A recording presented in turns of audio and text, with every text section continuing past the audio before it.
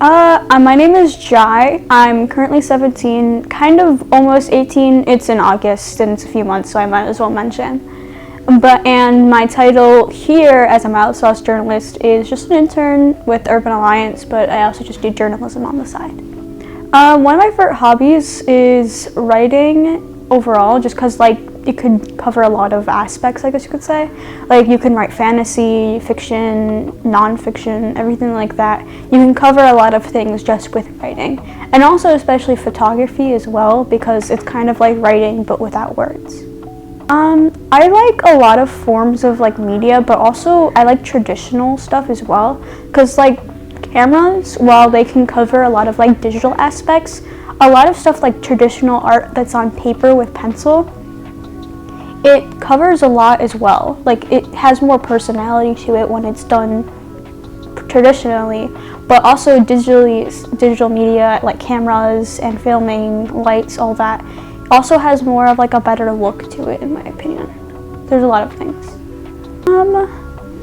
One of my favorite foods is I'd probably say noodles, because you can make them into a lot of things.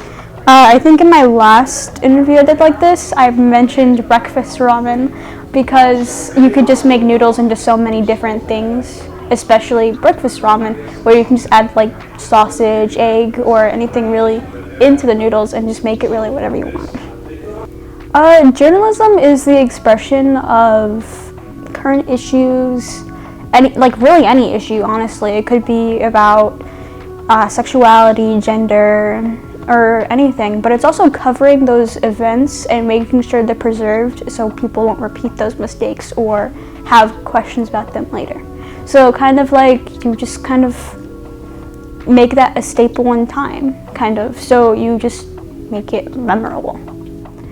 Journalism is pretty important because, what I said, it keeps people from making the same mistakes, and also just reminding people of what's going on and just bringing them back to reality. But also, youth voices and youth journalism is very important, because youth is the next generation. People are going to be working, especially Gen Z and even Gen Alpha and stuff like that, and even some millennials as well. Maybe less so millennials, but they're still technically youth in some cases, depending on when they were born. And a lot of those things need to be covered, because next generation, and also those are the people who are going through the most right now.